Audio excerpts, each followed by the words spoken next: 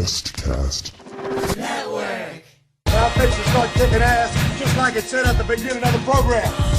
Man of the hour, tower of power, too sweet to be sour.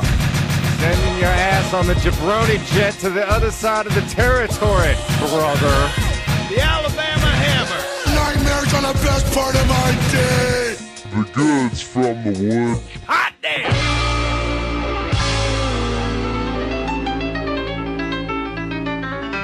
Welcome to The Goods from the Woods. My name is Rivers Langley. Pat Riley. Mr. Goodnight, man of the hour, tower of power, too sweet to be sour. And today we are joined on an incredible journey through the world of Mystery Science Theater 3000 with our guest, the host of one of my favorite podcasts, Obscure Reference, Doug Driesel Jr. Yay! Hey.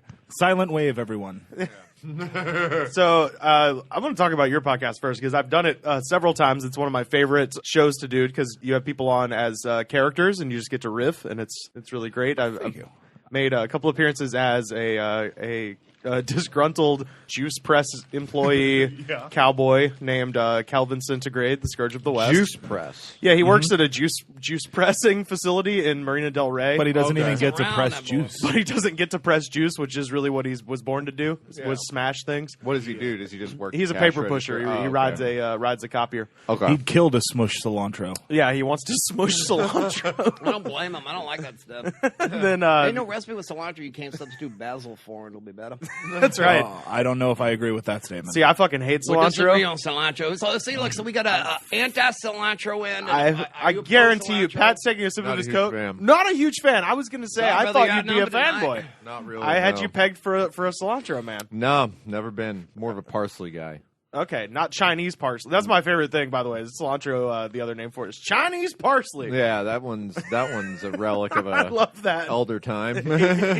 You love Subways in the Midwest. They don't have cilantro. They have parsley. Yeah, that's the thing. Like, wherever I go to Subway, I'm just like, put everything on it except for avocado, and they just like throw the cilantro in there. It's like, God, jeez.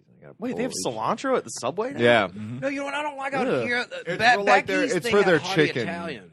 Oh, okay. Yeah, for the most part. Back east, they had another bread called Hearty Italian, which was better. Yeah, I remember But out that. here, they don't have it because they have that jalapeno Monterey, cheddar. crap. Yeah. Yeah. I don't think there's been a more precipitous fall in stature over the past 5 years than there has been of Subway. Because at some point, Subway had some gravitas. You know, like Subway was like the upper echelon of fast food, and now it's just a waiting room for hobos. Agreed. You know, Well, I'll tell you, man, the problem, L.A., all the fast food places, they're all waiting rooms they're for all hobos. homeless shelters. Yeah. You Which- can't even find a Del Taco that don't get Yeah. crazies in it. And stuff even like that. you know that's not even the problem. The problem, I just feel like the quality has plummeted ever since they introduced the $5 footlong was their undoing. It was their salvation, but it was also their undoing. I went all around town I trying to think, get $5 I for a think foot long. Subway really hit the skids when they got rid of that seafood salad. Oh, my mom used to get that shit. With the K-Rab in it and Ugh. stuff. Yeah, that's so disgusting. good. Oh God, that So shit was awesome. so Remember fucking that. foul, dude. My mother would be like, "Hey, we're gonna get Subway tonight. Here's $20. Go get you a sandwich.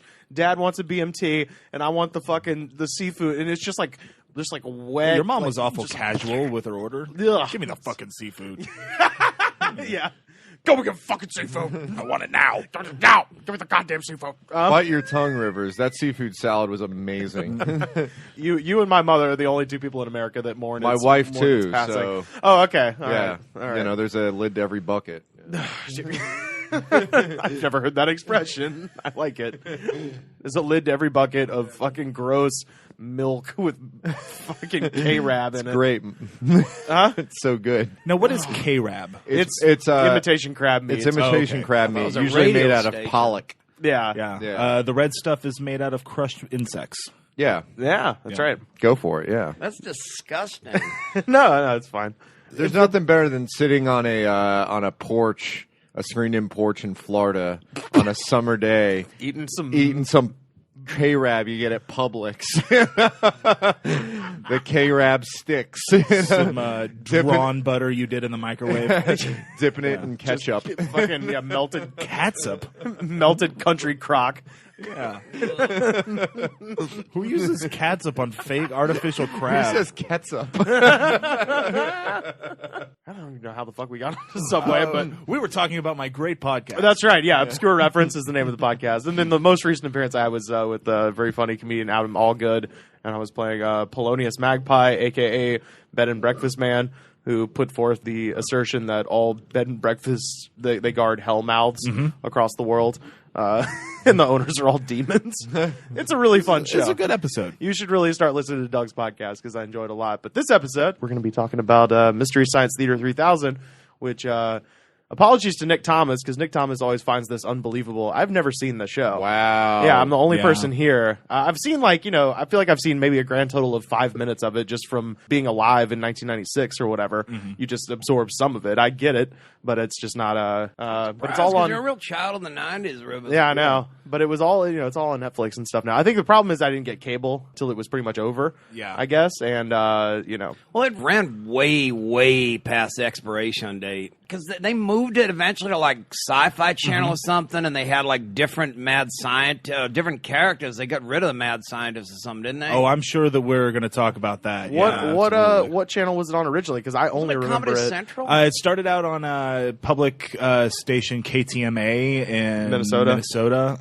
And then it moved to the Comedy Channel, and then the Comedy Channel became Comedy Central. Yeah. And then it moved to Sci-Fi after its 7th season. Okay, yeah, because I only remember it being on Sci-Fi. I don't think I ever saw it when it was on. I think Comedy Central era kind of represented the height of its popularity. Though I would say not its I would argue not its quality. Its quality was better once it moved to Sci-Fi. I was always a Joel man myself. I've always been a Mike guy. Oh man, it's like, look at this loggerheads. All right. I'm doing Joel and Basil. You're doing Mike and cilantro and all this stuff.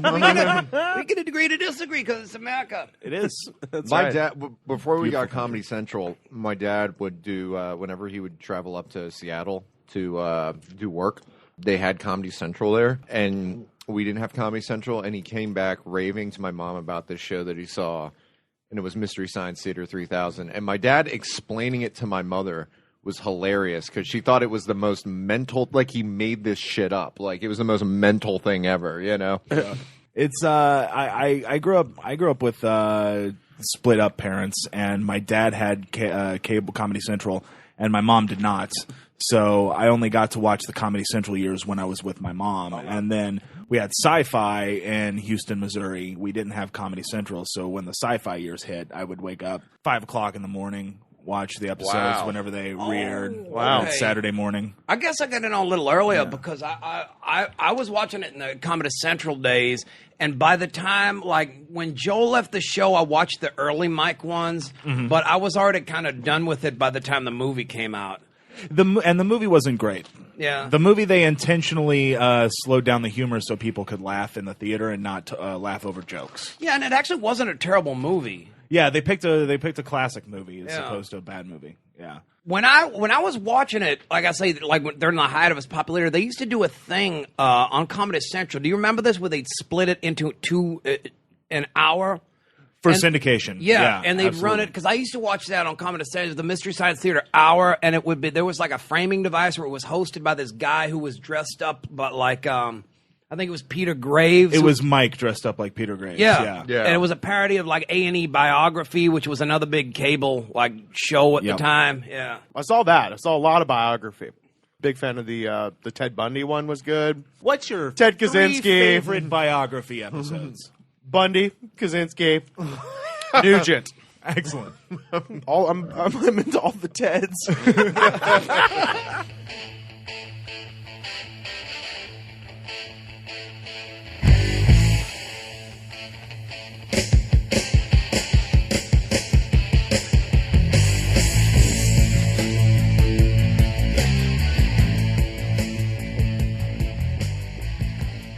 Being uninitiated, which one should I start with? Doug. Space Mutiny.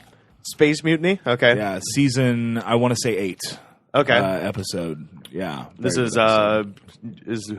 who's helming the thing? Is this Jimbo or is this Max? It's Max. Okay. Max is helming the Satellite of Love. Yeah. Well, I think maybe we should start with him. Max? I don't know the name. What was it? Oh, it's Jimmy and Joel and Mike. Prepon. Okay. Joel and Mike. I was yes-anding. Oh, okay, right on. I'm good at that. Well, I thought, was there a Max in the later years? No, Max, no. Joel and Matt. Joel and Mike. Okay, right on. Right But they got rid of Clayton Forrester and Frank later, and they had wasn't it like there was like a Planet of the Apes guy? It and there started was like off with the Planet of the Apes guy, and a brain or Clayton something? Forrester's mom had survived the apocalypse somehow and ended up in the Planet of the Apes universe where she was the lawgiver. Okay. And then later on, whenever Mike blew up Planet Earth, the Planet of the Apes, Planet Earth, they traveled to the Planet of the Observers, where Mike blew that up as well, and then there was an observer with Pearl Forrester and Bobo. Professor Bobo. It does sound ridiculous when you say it out loud. I don't remember the earlier ones having that kind of like continuing plot. That was part of the part of the deal whenever they moved to sci-fi was they had to have a continuing storyline as opposed to because they didn't do any invention exchanges anymore, so there was no real continuity to anything. So they said, well, you got to have some sort of continuity, and if you go back and you watch the sci-fi years, there's 3 sci-fi years. You go back and watch season 8 and 9. They're all and indicative of the theme song where it's talking about Pearl Forrester chasing them across the universe. They're running from Pearl, and there's a storyline and stuff. And part of the other deal was they could only do sci-fi movies once they moved to sci-fi. So the first 2 years, only sci-fi movies. And then you'll notice the third year, they settle down in a mad scientist castle and start doing horror. They'll do some horror. They weren't in space no more? No, they're still in space. The Mads settled down in the castle. The what? The mad scientists. The Mads is what they're called. Wait, I got to look at the trailer on that for a second. Wasn't that called the Mads because in the public access years there was a second scientist besides Forrester? Yes, Larry. And Dr. that was Larry. before Frank, or did they also that was have Frank? before Frank. Okay. Frank replaced him. Yeah, I remember when I saw Frank Conniff the first time at this like really horrible open mic that they had at the Acme Comedy Theater. Yeah. Before it became Yakov Smirnoff's residency permanently. Is that a real place? I always see it in North Hollywood, but is it? It exists. I've seen it exists. Yeah, but I don't know. I always see that place whenever I drive through the Arts District in North Hollywood. I'm just like, well, is this really happening? I went in there to see what a Wile E. Coyote shit was. They got hang gliders and all that. I drive by the one on La Brea, and I don't know if it's closed or opened. I think it's closed, but it still has in the window this like light, this light up sign that just says in script letters, Yakov. Sounds like they're swearing at you or something. Yeah. Like this 80s instructions. This 80s text, like it should just have a big Patrick Nagel painting behind it. Just Yakov. I'm just happy they at least gave him his neon when they took it down off the wall of the Comedy Store. Oh, that one's still there. It's a different one at the Comedy Store. No, I'm kidding. Ought to. But the funny thing was that I went in there and it was just this bad open mic that they like streamed live on the internet. Oh God! So they streamed an open mic live on the internet to watch. But TV's because they hate the internet. Yeah, Or- who the fuck is watching that? Or they hate the comedians. So they had Yakov there. Yeah, Yakov No. was hosting the comedy. In Soviet Russia, Open mic hosts you. so Internet streams you. but TV's Frank was there, and he was like came up, and I think nobody at the open mic knew who he was, which was a sad thing. He came up and he just talked about borrowing $1,500 from his dad, but it was just. I thought you were going to say the audience. Yeah, but like from his dad, and it was like rambly and stuff. It was like the funniest thing ever because it was just so bizarre. It's like, yeah, I just got to borrow this $1,500 from my dad, and he was just like mumbling on about stuff, and he just returned back to that every time. It's TV's Frank is great. So I thought you were going to say he was like asking the audience for money. It's like, if I could just borrow $1,500. I mean, isn't that what an open mic is generally? Just like begging for Please, something. can I have a job? Yeah. Could I please have a ride to the Improv? Anybody got some weed? Bro, you actually met Yakov Smirnoff. Yeah, I did actually. Yeah, he came to our show, Unnecessary Evil, every Friday, West Side Comedy Theater, 8:00, and like we had a full show already. We had like too many people on the lineup, frankly. Then the owner of the club comes into the green room. He's like, "By the way, Yakov Smirnoff is here. I was like, well, what do you mean, just here? He's like, he's just watching the show. I was like, does he want to go up? He's like, I don't know. I guess so. And so I was like, well, fuck, I want to put up Yakov Smirnoff. So I went around and asked all the comedians. I was like, would you guys mind doing 7 minutes instead of 10 so we could put up Yakov Smirnoff? And every single person was like, fuck yeah.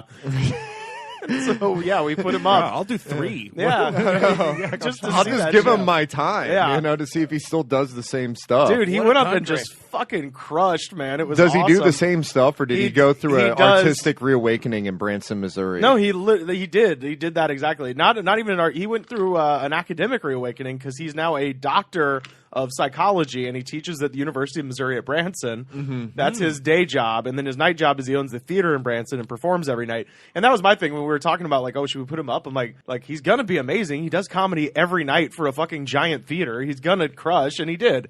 And so like I'd say he spent.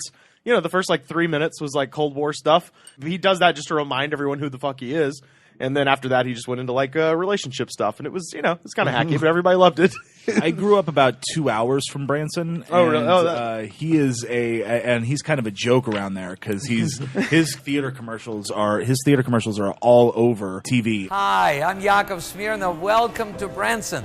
We're here in this beautiful Branson Tourism Center where they make your vacation easy. The amount of shows that they have here in Branson is just amazing. Let me show you a couple of those. This circus, Shanghai Circus, then Peter Pan, then Presley's, Dino, Yakov's Moscow Circus, Jim Stafford. I even play here.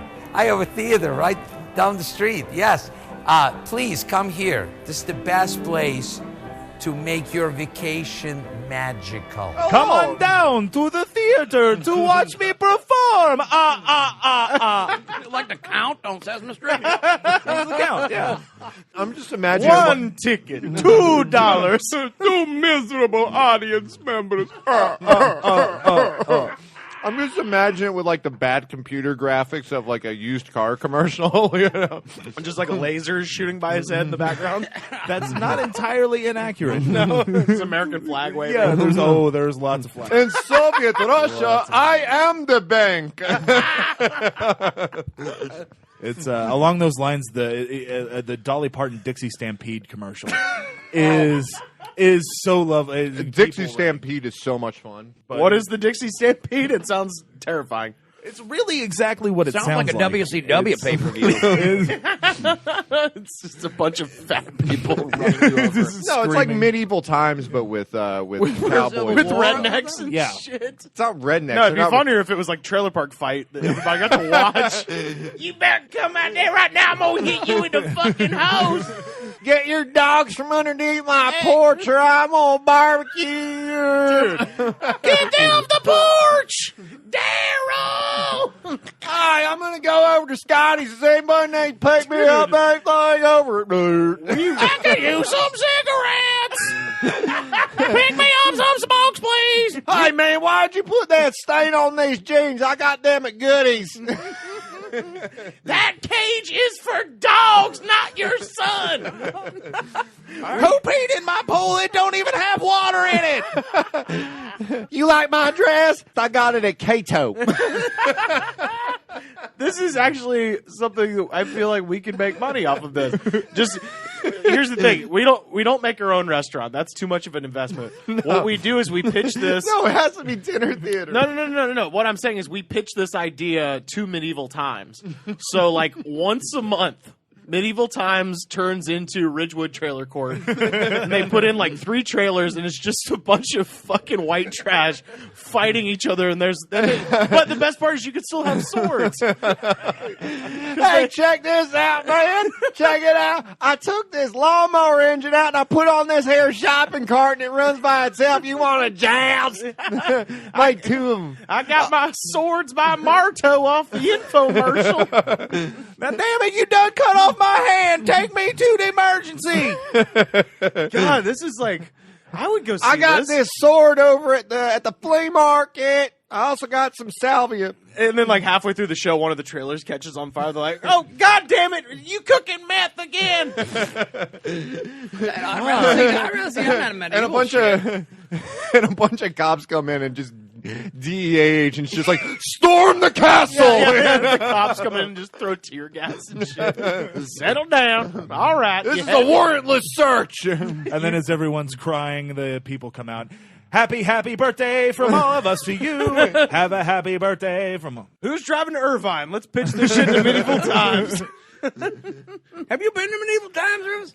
No, I haven't. I have a bunch of friends who've been. I've seen the Cable Guy, so I know. Yeah, that's the only. I saw the Cable Guy. I was like, "What the fuck kind of restaurant is when this shit?" When I saw the Cable Guy, I just assumed like this was just something they made up for the movie. When I was told that it's very real. No, it is. Oh, I know now. I'm from Orlando. They're all there.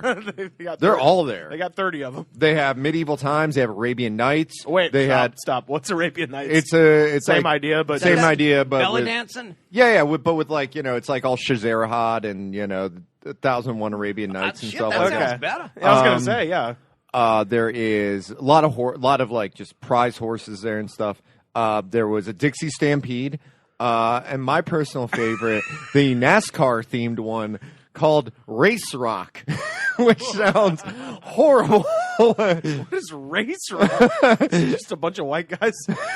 Now I'll tell you what we need to do, goddammit. It was just a NASCAR themed restaurant, but with like mini cars around it, just mini racing Like cars slot going around there. cars? No, just like electric powered one. So it was almost like a big.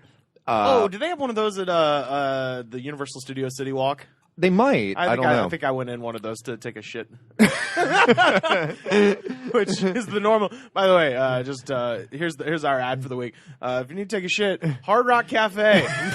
Which one? Any of them. Any town you're in. If you're in a major city and you're near a Hard Rock Cafe and you got to go, that's the place. Because Hard Rock. What about Hard Rock Barcelona? I know. I'll tell you this. That's useful because I was using bookstores like Barnes and Barnes and Noble and shit. But the ones out here are homeless. Let me shelters, tell you about so the you can't do bathrooms it. at Hard Rock Reykjavik. Let me tell you, cleanest bathroom. just Those shit right into a volcano. yeah, just those Nordic bathroom experiences are so. Do they got a divine.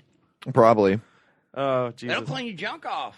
The volcano bidet. Well, shit, it'll be nice and toasty, but what the hell? Oh, Jesus. I like my bidet with a nice whiff of burnt human pubes. Just Gives them a trim. human pubes as opposed to monkey pubes Yeah. or dog pubes. Whiff of pubes, by the way. Well, It's the no, worst I won't restaurant in go to no Orlando. toilet if they letting monkeys and dogs in there and shit. Monkeys riding No, dogs. seriously. Remember that yellow hat going into the toilet with his mom? I'm not going in there. Take that monkey into the ladies' room. You need to get in the car. We're going to the engagement party over at the Red Lobster. That would be Monkeys Riding Dogs would be the halftime of the Dixie Stampede. They'd like make all the rednecks would like clear the stage and there'd just be a guy come out. And this happens in real life. You can see the shit on YouTube. A guy comes out and goes, "Monkeys Riding Dogs." They release exactly that. A bunch of dogs being ridden by It's monkeys. a common rodeo thing. It's amazing. Yeah, it's-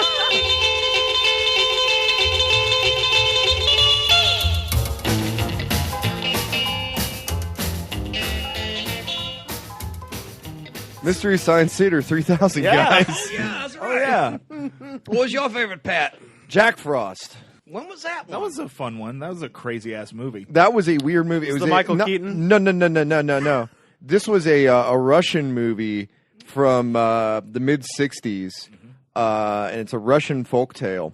And this movie is bonkers. Yeah. It's essentially about a beautiful girl named Nastinka, which is What Nastinka? It was Nastenka, good smelling, apparently. which doesn't translate well over into English. Her mother wants her to be a spinster, and she wants her step sister to marry the prince. So it's kind of a very sort of Cinderella sort of situation. Yeah. And the father's a total wet rag. He will not bend whatsoever. So they essentially kick Nastenka out of the house. Where It starts off with her getting the task that she has to knit these socks before the stepsister wakes up. And so she asks the son, she begs the son not to come up, and it doesn't come up until she's done with her socks. But this is the worst costuming ever. Yeah. and the worst special effects ever. And there's a guy named Ivan who becomes her love, but he's this narcissistic Dudley Do-Right, like just he's dumb as a box of rocks. Yeah. And he gets the head of a bear for some reason. I remember that. There's a Father Mushroom. Just really weird. The Baba Yar. And there's the best line in that where Ivan goes, I've never been tried to be pushed into an oven before, and I've never sat on a shovel before. And Mike just goes, the flat part anyway. And for some reason, that line cracked me up when I was 12. But the movie was a trip, and they were blown. Bad dubbing. The movie alone is horrible.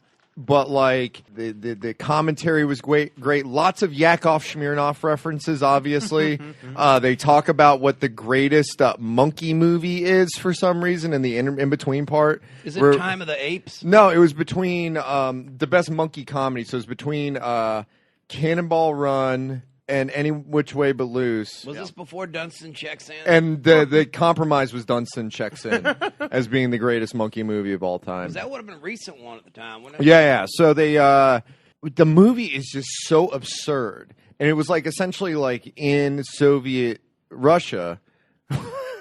In Soviet Russia, this was like the kind of Disney movie for them. That was like their kids movie. It was probably a very famous actress was in it over there. But when we watch it over here, it's just like, whoa, this is awful. Yeah, it's really bad. But they just were on point with everything. You know. Yeah, they were on point with everything. And it's it was communist art. It's Trololo. Yeah, it was Soviet realism. But yeah, it was that one's a really good one. It's not even, and it's weird because it goes beyond like the sci-fi B movie sort of thing. It's something that was completely out of left field that they pulled out. You know, that's just some random foreign fairy tale movie from Russia, and they just pulled it in, and it is hilarious. But they just like it was just butter on toast. It was awesome. Yeah. And which was that Jimmy or Mike or Fandango? It was Max Fandango. No, it's Fandango. Yeah.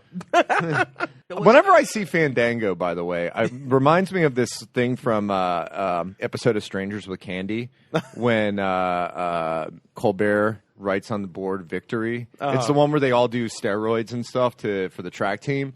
And he just writes down victory on the board, and he says, Jerry, what does that spell? And she just goes, Fandango? So it's just like whenever they were doing that Fandango thing, it's like, no, my name is. And then I just imagine Amy Sedaris just going, Fandango! Yeah, there's a 90s show I watched. Those were the days. Oh, boy. Time before time. And then they had to ruin it with other comedies like Strip Mall. Yeah. And Crod Mandoon. No, let's talk about Strip Mall a little while. What the hell? What's Strip I've Mall? never heard of any of this shit. Crod Mandoon? What the fuck? It was like a show that Crod Mandoon sounds like some random karate Sounds form. like more of that fake crab meat or some shit. Crab Mandoon sounds like a made-up martial art that some guy in UFC 3 made up. Like those early Ultimate Fighting Championships where it was just like guys with mullets and sweatpants. Just like, I'll teach Crab Mandoon over at the shopping center. In Joplin. I think that was the name of the show, right? It was called like I don't know. It was this like one season. You know, there's like a million shows that ran on Comedy Central for exactly one season. Like Strip Mall. Now, Strip Mall, that was a show that did not get a fair shake. What was that Yeah, one? that's that show was horrible. that one had Julie Brown. Didn't that one also have what's her face from SNL, who's now conservative? Victoria Jackson. Victoria Yeah. Jackson. Oh shit! Yeah, and then a few other people that went on to slightly greater fame, but it was Julie Brown of not Downtown Julie Brown, what I The thought other you Julie meant. Brown. the other Julie Brown. Yeah. There's another? The one that did Girl Fight Tonight and other things. Yeah, there were two Julie Browns on MTV simultaneously. There was Julie Brown and there was Downtown Julie Oh, Brown. is that like when it was two Dr. Dre's or whatever? Yeah, Yeah, more or Remember less. it was the Jabroni Dr. Dre with Yo MTV Raps and that shit? Yeah, that's true. But Julie Brown. There was Downtown Julie Brown, and then Julie Brown was kind of redhead with the very buxom Yeah, yeah. That sounds good. She was very animated and very just bubbly, like ditzy. That was kind of her character. It's like very almost like Victoria Jackson. no, not Victoria Jackson. Julie Brown, downtown Julie Brown. No, the Julie Brown that we're talking about. Crowdmandoon. Crowdmandoon. Who was she? Catmandu. Yeah, it was Bob Seger, Catmandu. Is that the theme song of the show? Yeah, that's the. When I go to Crowdmandu, and if I ever get out of here, I'll go to Crowdmandu. That's like that's the intermission of the trailer show at Medieval Times where they they have a bunch of like pregnant girls come out with ribbons, do the ribbon dance to I think I'm going to Kathmandu. It's really where I'm going to, and they're doing like ill-advised cartwheelers. And it's just a bunch of mustaches and like dressed like they're in Manowar, just with loincloths, just like if I go to Kathmandu. I want this fucking show to happen now. Doug Driesel, what's your favorite episode? I'm so sorry. This is the podcast. Mystery Science Theater 3000. My favorite episode is the Space Mutiny episode. Definitely. I think we addressed that. But no, yeah. this was brought up as which one Rivers should start with. But what's the highlights? That's also of that the one? the highlights of that one. That's the one where they've got the guy who played Captain America in the motorcycle Captain America movie. Oh The God! 70s one the where he'd like 70s one. spring out of the van with the big motorcycle. Oh, Yeah. so not the early '90s one. No, there was one in the 70s, and he looked like Evil Knievel. He looked like a guy on a stunt motorcycle. Oh, thank you, Rivers. Rivers is doing the boom mic here. He looked like it was it looked like it was an ad for a tour or something because he had like a custom van, and it'd shoot a motorcycle out the back. And he had like a big red, white, and blue motorcycle helmet. Why not just have a motorcycle? Why is there a need for the van? Because it launches out of the back of it. Yeah. Because he could be going this way, and the criminal's like, "Oh, we got Captain America's ass now," but no, he counterattacks by springing out the back on his motorcycle. Okay, that's fair. And his shield was the windshield of the motorcycle. Yeah, I was going to say, he was on his bike or something. Yeah. But anyway, that guy plays. I forget his real name because they keep making fun of. The highlight of it is they have railing kills. They count the railing kills every time somebody falls over a railing when they die. Okay, yeah. Railing kill. And then they do lists of names for the guy whenever he's running around. Biff, hard cheese, slab, man rock, Crod-Mandoon. Biff Hard Cheese. Biff hard cheese is great. And that's a very funny one. That's also the one where they get out of in the storyline portion of the show. That's whenever they get out of ancient Greece. So. They were in ancient Greece? They were in ancient Rome, not Greece. What am I talking about? Greece? Yeah, ancient Rome. Sorry. I didn't know they did time traveling. They did. Yeah, at the end of the series on Sci-Fi, they became energy, and then at the beginning of the Sci-Fi at the end of the Comedy Central series, they became energy. At the beginning of the Sci-Fi series, they became corporeal again, but way in the future, where it's like Planet of the Apes style stuff. So it sounds really complicated. It is. Yeah, it becomes a little complicated. Because I just remembered as it's the show with the. The shadows that make fun of movies, and on top of that, the interstitial stuff was pretty entertaining. Yeah, because that's kind of just how it worked in the early days. And then, in essence, that's really all that there is to it. Even whenever they added the storyline stuff, except that there was an arc or something. There was an arc. And then really the arc was only dealt with at the beginning and the end. The interstitial stuff in the middle was just still silly, nonsensical sketches, fun stuff. To do with the TV show. They didn't do viewer mail anymore at that point, did they? No, they stopped that after Joel. Because that stuff was always cute, the way they'd have, the kids would send in, a picture of Gypsy and all that stuff written in crayons and shit, and that was cute. I enjoyed that. And they stopped with keep circulating those tapes. I don't know if you know that. Yeah, they didn't do that anymore? Yeah, they stopped that after when they moved to Sci-Fi. I thought they just kept that in out of tradition because by the time it was, on like Comedy Central, you didn't have to circulate tapes. You could see it on TV all the time. Exactly. Yeah, it was rerun. Was there a massive tape trade of MS? That's how it got. Yeah. That's how it got popular. Really? To begin with, yeah, people were trading the tapes from the KTMA and early Comedy Channel episodes. Yeah. So why is Manos Hands of Fate, the one that is like the one that everybody brings up as being like the ultimate. Well, first episode. of all, it's a movie that was made on a dare. Somebody By a fertilizer salesman, a right? fertilizer salesman. Yeah, I dare you to make a movie for $1,000. And so that's what he did. He made a movie for $1,000, and it shows every second of it on the screen. But I'll say this, for $1,000 movie, it's pretty ambitious. Because, you know, he could have got a couple of friends in the room and tried to do some kind of, like, dinner with Andre shit. But he's like, no, I'm making some kind of existential horror thing here. Yeah. Yeah, with Toro. Was that the? Yeah, I think that was his name. Toro. Oh, the guy with the hunchback? The guy, the guy with the goat legs. Yeah, absolutely. He had the goat legs, but you never saw the goat legs because they couldn't afford it. So he just walked around weird With all like the a time. limp or something. No, he had he looked like he'd been stuffing toilet paper in his pants or something. Yeah. He had Now, like big thighs. though I've never seen Mystery Science Theater, I have seen Manos Hands of Fate because they used to have, when I was in college on TCM during October, they would have like Rob Zombie hosts fucking, you know, whatever old horror movies, and that was one of them he showed, and me and my friends sat around and essentially did, you know. Your own. By the way, would we all agree that Rob Zombie hosting fucking would be a great show?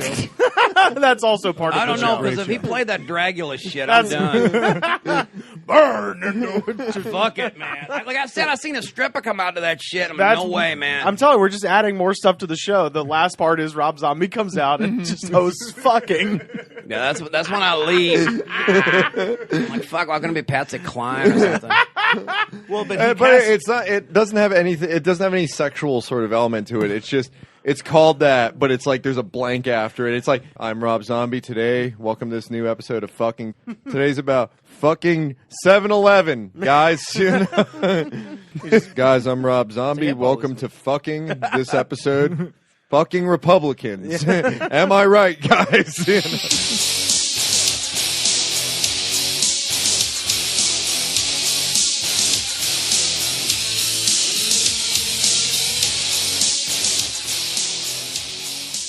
Can I say what my favorite one was? yes, Yeah. please do. Time of the Apes. It was actually the first episode I ever saw. Have you seen that one? I don't remember it very well, but I have seen it. It was a trip because it was some weird, like, Japanese rip-off of Planet of the Apes. So it almost felt like watching a Godzilla movie and things because, you know, you got, like, the little, the school kids that wear, like, the hot pants and things. Yeah. But but he was sucked Cardboard into the... buildings and Well, he was stuff. sucked into the future Okay. of, like, the Planet of the Apes. So it's like you got the schoolboy running around. It looks like a Godzilla movie, but instead of Godzilla, you got people wearing bad ape masks. and you know, you can't go wrong with an episode like that because, you know, any Cornelius, any Dr. Zaius reference, it's just comedy gold. That was the first one I ever saw. That episode got me hooked. And I saw a lot of the classic era ones at the time, like that one, Manos. And remember the Pod People? The Pod People, absolutely. Yeah, which I think was the second best episode that I'd seen. I do. I don't know if you guys are familiar with riff tracks at all. Yeah, I was going to bring that up. That's what they do now. Yeah, that's right? what they do now, and they have a user-generated one. And I do a lot of movies and shorts for their user-generated iRiffs, is what they're called. And I did a movie that was the opening theme of Pod People was an entirely different movie. If you remember watching it, it had nothing to do with anything that was happening in the movie, and I did that movie. Okay. That they just totally ripped off on that. Well, how does this user thing work now? I don't quite understand Okay, that. well, it's simply for those of you who don't know, Riff Tracks was started by the Mystery Science Theater 3000 guys at the end of the show. They started doing they would just release MP3s that you would watch over movies that you would rent, and then that way they could get around copyright laws. Then they started doing public domain VODs, video on demands, that you could do. And then they started up iRiffs, which was just basically where anybody who was a user could go in and just create their own. And Well, so they got like a website, and you can make your own Mystery Science Theater. exactly, On yeah. there. Okay. yeah, Oh, that's cool. Yeah, absolutely. And I used to do. And doing research for this episode is inspired me to get back on the horse. But I really enjoyed doing that, and I did that episode. Which Well, is actually, what I got a brought up. question. Do people ever make their own, like, really elaborate ones, like make their own interstitial stuff, like with their own characters and shit like that? Yes, I do. Not exclusively, but on some of whenever I had a crew that I would do it with called the Orwellian Nightmare Society. we would do that. But yeah, there's a couple other guys. They do their own. Some of them are blatant ripoffs of Mystery Science Theater 3000, where it's just like 2 robots and a guy, and it's just like, oh well, way to not be creative at all. But they put a lot of work into it. So, but it sounds like there's probably some interesting stuff on there if you fish around. I highly recommend. Actually, are there any particular riff tracks that you'd recommend? I'd seen I think some of the ones they did for the new Star Warses, those are good. They're releasing episodes of a Batman serial, and they're almost done releasing that. Wait, the old ones from the 40s? The 40s Batman serials, yeah. Cool. So I recommend those. There's also, they did that's where they did Plan 9, and their Plan 9 was hilarious. Carnival of Souls. Guy from Harlem is great. It's just this terrible blaxploitation film. It's just called Guy from Harlem. Guy from Harlem. Yeah. Maybe his name was Guy. Maybe it's Guy from Harlem. It's a French Canadian production. Yeah. Guy from Harlem. Bonjour. Maybe he's a Frenchman, and it's like Harlem in the Netherlands. Completely different kind of movie, you'd think. It's a frog exploitation movie. Yeah.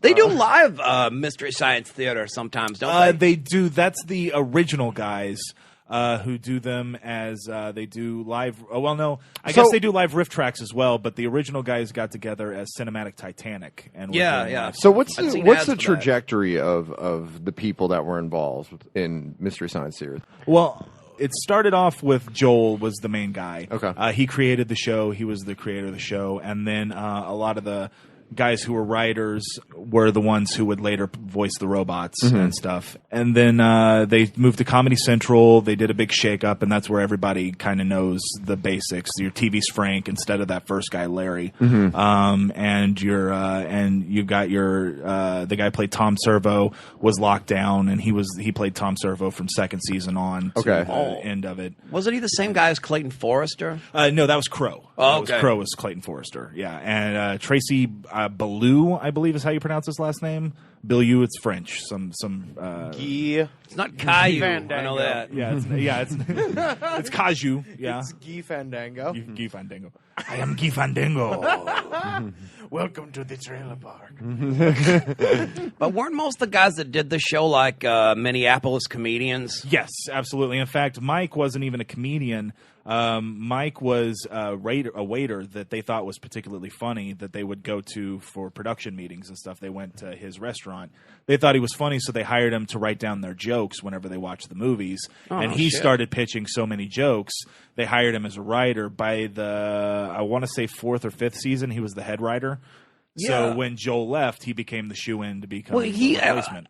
Worth pointing out, he actually appeared on the show a ton of times before he became the main guy because they would use him whenever they needed a one-off character. In fact, when they did Manos, he came in dressed as the goat guy. The ghost guy. Yeah, the goat guy, yeah. Yep. Because I remember he showed up on the air all the time. Because I remember when the switch happened, and I was always like, I like Joel better. But they were like, well, it's the same writer. But I was like, yeah, but, it's a delivery thing. Well, it is a delivery thing, and this is something that I saw in one of the special features on one of the DVDs because I used to rent the DVDs from Cinefamily when I was on the West Side, or Cinephile, not Cinefamily, sorry. And I would rent the DVDs and tape them. I would rent the onto whole theater, the whole silent movie theater, and like Elvis, just laugh and laugh and laugh by myself. And I would tape them off. And one of the special features I saw said that, and I agree with it completely, is that once Mike came on, it became completely different because it went from the bots treating Joel like a dad to the bots treating Mike like a doofy older brother that they just rag on all the time. And they just run roughshod over. And then that really changes the joke structure. Crow becomes an angrier character once they move to sci-fi. Instead of being passive and just jokey, he gets angry at the movies. And I personally find that funnier. I like the Joel era. I want to say I think Mike was perfectly good.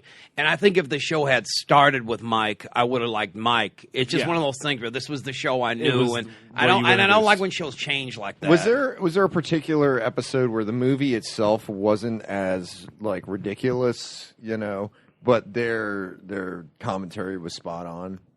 I will say that probably the German Hamlet that they did was, I mean, I've never seen this one. It was a German version of Hamlet that was translated back into English, and perfect. Yeah, always fun. Well, did they keep the original, or did they just take the German and translate that into English? No, they kept. I think they kept the original. It sounded like the original, but there were whole characters that were completely cut out of the movie, and Like Rosencrantz and Guildenstern or something? no, they were in it. I forget. I want to say Polonius was the one who was cut out, but it was like some weird. That's major league artistic license. Yeah, I there, know. Well, for time. You know, 2 hours got it. traffic on this well, stage. If there's no, why does Laertes even fucking bother to kill Hamlet if there's no Polonius? Hamlet doesn't die if there's no Polonius. It may not have been him, but somebody wasn't in the movie. There's no Laertes, so Hamlet just doesn't die. He just kills Polonius and gets away with it. he runs into a sword that's held by like a suit of armor. Just like a Accidental death. Whoopsies. toasty. But yeah, that movie I thought was Bros wins. Fatality.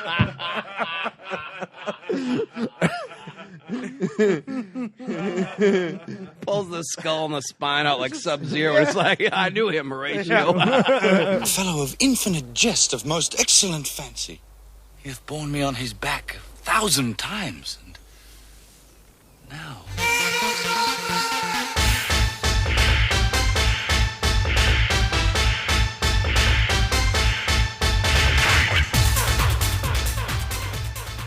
Didn't Joe Don Baker get pissed off when they made fun of Mitchell? Yes, he did. That Yes, wasn't he the very much worst did. movie to begin with. I thought it was all right. He got pissed off when they did Mitchell, and then he got doubly pissed off when they did Final Justice, which is even worse. The Final Justice was so much worse than Mitchell. What is Mitchell? It was like a 70s like cop movie that he did. Yeah, okay. and it was Joel's final episode. Oh, gotcha. It was the movie so bad he was able to He escape. left because of it. Yeah. I forgot that. There was a escape pod hidden in a box of hamdingers. Yeah, it's like, I can't take this no more. He's got on that. Yeah, and then later, whenever they did Final Justice, Mike was like, "Well, I guess it's time for me to escape then, because he got to leave after a Joe Don Baker movie. I get to leave after a Joe Don Baker movie." Like, no, sorry, honey, not the way it works. There was only one. They never got rid of Mike, right? He always was like, Yeah. yeah. I mean, at the very end, they got back to Earth. Okay. So, and then But as far as the show went, though, there was was Joel, never another there was guy. Mike, but there was never anybody afterwards. correct. Like, okay.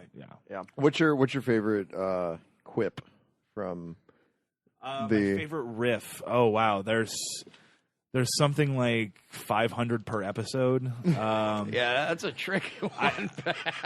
Because I've never sat on a That's like shovel. if I always thought that was the one that just stuck because it was just like so absurd. And he's just like, I've never sat on a shovel before. And then Mike was just like the flat part anyway. Just like the delivery of it was just. I think maybe from the episode of the Hobgoblins, where they're watching Hobgoblins, and there's a scene where some 80s people are dancing to music, and Mike sings the song, "It's the 80s, let's do a bunch of coke and vote for Ronald Reagan." That's probably the one that sticks out the most. By the way, Hobgoblin, great episode if you get a chance to watch Okay. Hobgoblins. It's a really good show, and I kind of regret that I didn't get more into it when I was younger, like watching it. Yeah. Because it was on, it was available. It was like I they remember play it being on, and I was all the time. Yeah. It was on a lot, especially at that point where they had the syndicated hour ones. It was on all the time in like 1994, 1995. Yeah, it's one of those things that a lot of people consider it an obscure comedy thing from the 90s, but I think it's one of the most influential comedy bits from the 90s. I'll tell you, what I loved about it right away? I'll tell you this, and it's almost like a quip thing. Time of the Apes. I was watching that, and there was a character named Goro. And it was kind of a dumb joke, but they started going, "Go, go, Goro, watch him go, go, go," which was a parody of this awful cartoon from the 60s called Go, Go, Gophers that they used to show with like Underdog. They were parody of the theme song. And it was just, I thought it was so damn funny because back then, like when you watch sitcoms and stuff, they didn't reference other TV shows that much unless it was something everybody knew, like Gilligan's Island or something like that. So the obscure references in it, I thought, were so damn funny. Oh, absolutely. Yeah, between that and Beavis and Butthead, there was like the music videos from Beavis and Butthead. It was just fantastic. And they was big at right about the same time. Yeah. So you think of that mid-90s, you think of Mystery Science Theater, you think of Beavis and Butthead, you think of your Jurassic Parks, Rivers. And your Crodman Dune. Yeah. And whatever the fuck that crab meat shit is, I don't know what the fuck that was. I I love. just know it had Julie Brown in it, and they was at a strip mall. That's all I fucking know. I do like Mystery Science Theater 3000, but when it comes to running commentary joke format, I've always preferred Beavis and Butthead's music videos. I've always thought those were just Now that I did watch him. those were extremely spot on. That was everywhere. I will say that I love those, but I only loved the videos. I did not like Yeah, the I mean the storylines music from video Beavis and themselves. Butthead. Yeah, the music videos. The show was kind of it would be hit or miss. Go watch them listen to Somewhere Over the Rainbow on YouTube. But Beavis's reaction to that is It was just like the most prominent butt chin ever, and he was just singing this very serious version of "Somewhere Over the Rainbow." Somewhere, and he was just like singing it like Chris Isaac? very serious. No, it was just it's just some dude. if it were somebody with a name, I'm sure Yes. one of us would have come up Was with it. was it the Scat Man? I'm the Scat Man. At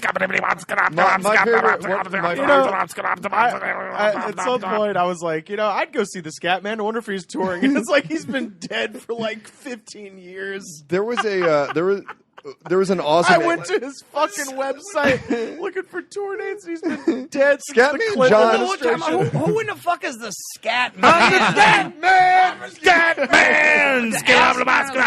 I know Scatman Crothers. Was this another No, Scat? This is Scatman Scatman John. John. He was he had a like a Eurotrash remix of one of his songs. The that piece of shit thing.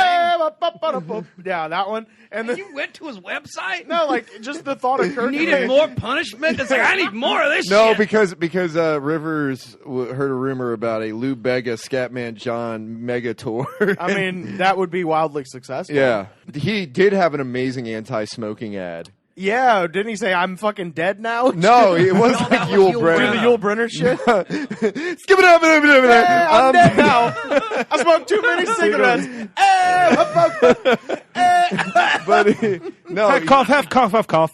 Cough, cough, cough, hack, hack, cough. but no, my favorite one was the Yanni one that they did, where it was where they were just going into it, where it was some people doing some kids doing ballet, and they were just like they started going into just making fun of it, and Yanni's face emerged, and Beavis just goes, "Whoa, check it out, it's Geraldo."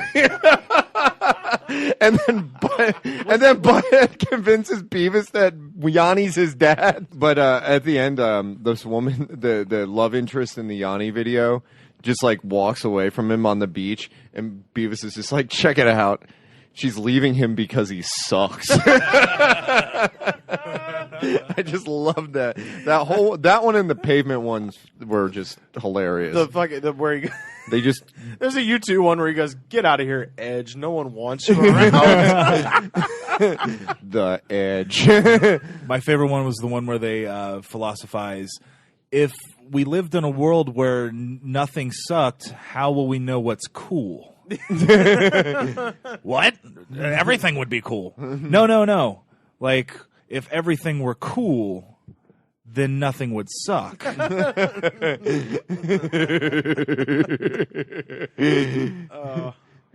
But yeah, no, it was just like that weird sort of, in a way, like that self-referential sort of thing where there was just like commentary about past entertainment, where it was just like this very sort of like, it was like weird at that particular time that like those two things would emerge. Butthead or whatever.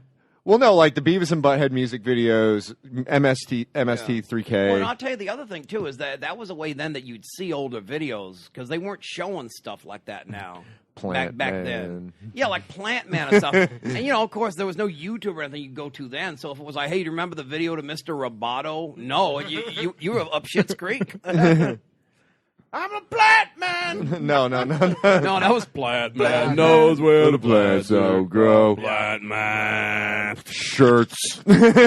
Don't know that song. It was this guy named Gary Young who We was, listened to it once. We was cruising with this shit. Gary Young was the drummer, the original drummer for Pavement until he like got really bad drug problems. Oh, I know Pavement from Space Ghost Coast to Coast. Yeah, Okay, yeah. continue. And he decided to do his own thing. And his one song that came off of his album that they made a music video for was this song called Plant Man. Yeah. And he's just like, he has a beard and like long hair. He looks like the professional wrestler Damien Sandow. And he's wearing like a suit made out of grass. And he's just like, Plant Man knows where the plants don't grow. Plant Man knows where the plants don't grow. Plant Man knows. Plant Man. And then he's like sitting on this like mushroom, this toadstool, playing a drum set that's covered in grass. And he just goes, What had that vicious drum for Plant Man? and then Suit made out of grass looked like he's wearing a jacket that had that grass you put in an Easter basket taped to it. And then at the end, Thurston Moore from Sonic Youth is dressed as a flower and is dancing. Damn it. This Nickelodeon crap has gone too far. Hey, butthead. Hey, I just thought of something. Who do you think would win in a fight between Plant Man and Spoon Man?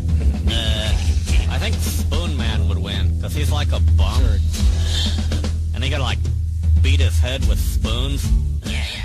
Were you a big fan of like bad movies or sci-fi beforehand, or was it just something that was just like? No, it was more. I'm a huge comedy nerd. Okay, and that's what got me into it. When I grew up, I was growing up, and comedy was how my dad and I connected after my parents' divorce. So it was like he had Comedy Central and my mom didn't. Mm-hmm. So whenever I go over to his house, like it would be just nothing but SNL reruns and MST3K and Gallagher, Gallagher jumping from one side of the couch to the other. Yes, the gigantic couch. I can make a rock video. Remember that shit? And remember when he did the big United States and he tried to color it in with with food. We're gonna put some salsa over here. I just remember he had the footballs painted like all the presidents. He was just like, and then he gets down to Jimmy Carter and he goes, and this guy's a peanut farmer from Georgia, so we kick him the hell out. And he kicks the football into the audience. The audience goes fucking crazy. And then he picks up the football that's painted like Ronald Reagan. He goes, now this guy, we're going to keep him for a while. And the whole audience is like, yeah! It was fucking insane. Even What as did a you child, think about John Tyler? that was a long ass part of the special. That part of the special really This dragged. guy is a wig only in name. Yeah, when he got to the do nothings. He hated Tippy Canoe. And Tyler too. This William Henry Harrison one is already deflated From pneumonia. I've got two Grover Clevelands.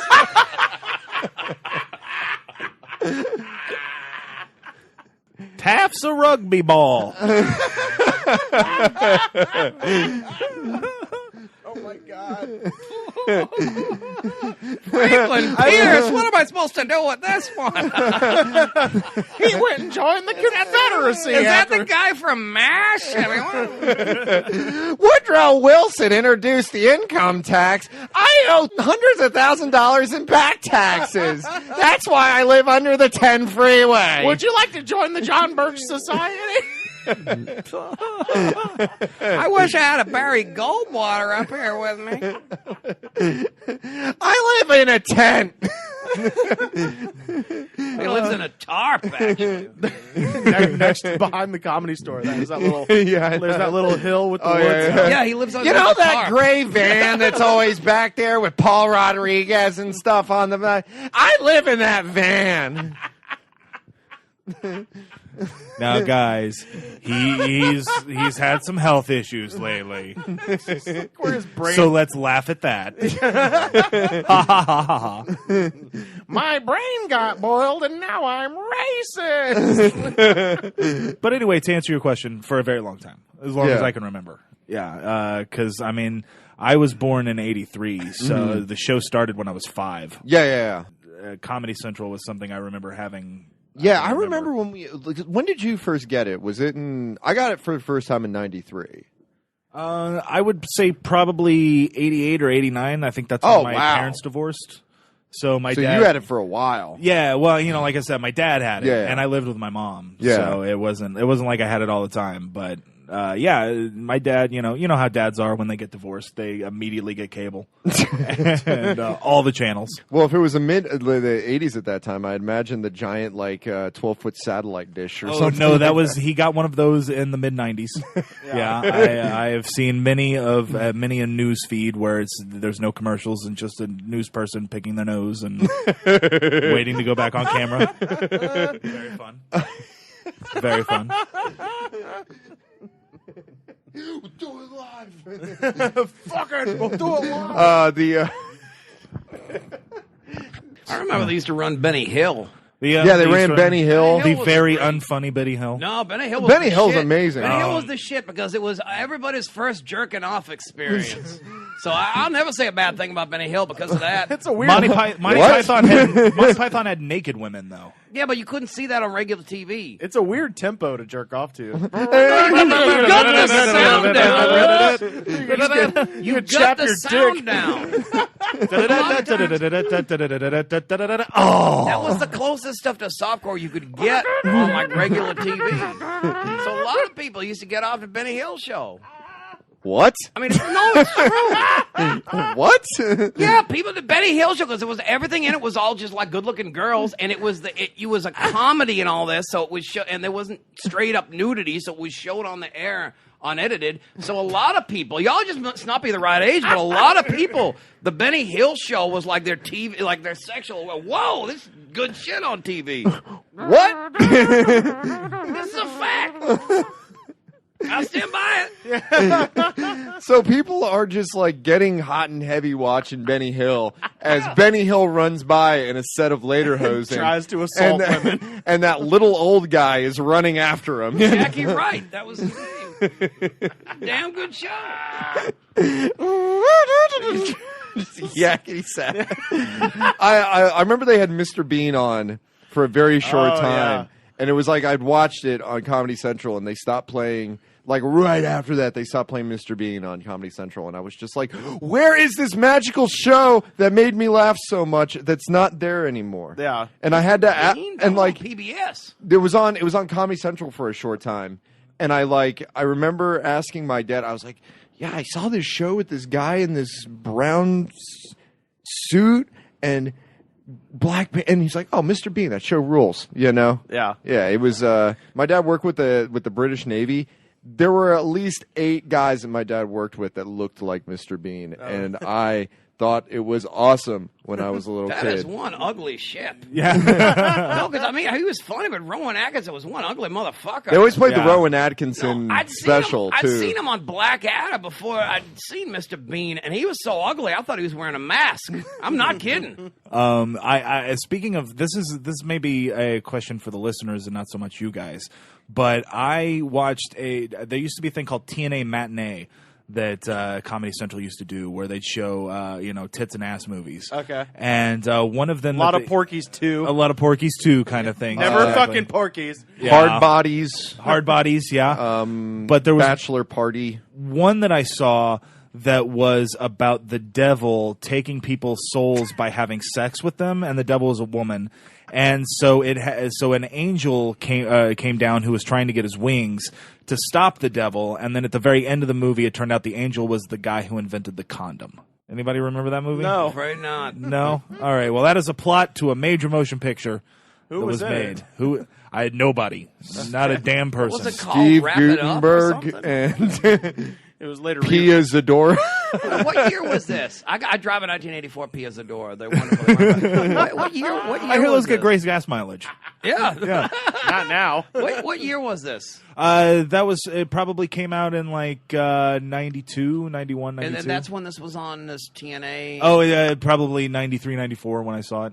I don't remember. some of that. The stuff I remember. I that was remember USA Up All distinctly. Night. I remember distinctly there being a movie on cable one time called Killer Condom, and it was just like it was the most absurd. I didn't even watch them. Is that just a Joe Bob Briggs movie? Or? I don't know. It was just I just saw it listed in the TV guide, and it said Killer Condom, and I was like, what?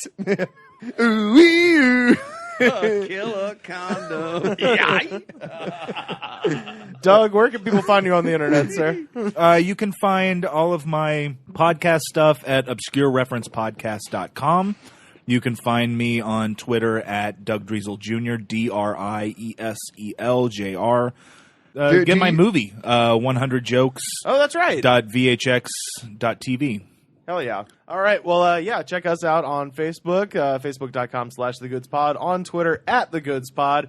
This is Man or Astro Man with their cover of the Mystery Science Theater 3000 theme song. I like the fact their name is a question. That's actually from another, I think it's probably one, I'm assuming that's a movie. That Mystery Science did at some point called The Human Vapor. Ooh. And the tagline on the poster, it's for the Human Vapor, and the tagline says, "Is he man or Astro Man?" Yeah, so that's where they got the name. They also did the theme song for Space Ghost, so there you go. That's true. And they're from Auburn, Alabama, and here we are. All right, we'll see you next time. Thank you. In the not too distant future, next Sunday AD, there was a guy named Joe, not too different from you or me. He worked at the Sonic Institute, dressed another face in a red jumpsuit. He did a good job cleaning up the place, but his boss didn't like him, so they shot him in space. It's in the cheesy movies, the worst that we can find. You'll have to sit and watch them all, and we'll monitor his mind. Now keep in mind, Joe can't control when the movies begin or end, because he used those special parts to make his robot friends. Robot roll call, Gambot, Gypsy, Tom Servo. Whoa, if you're wondering how he eats and breathes and other science facts, just amuse yourself, it's just a show. I should really just relax. For Mystery Science Theater 3000.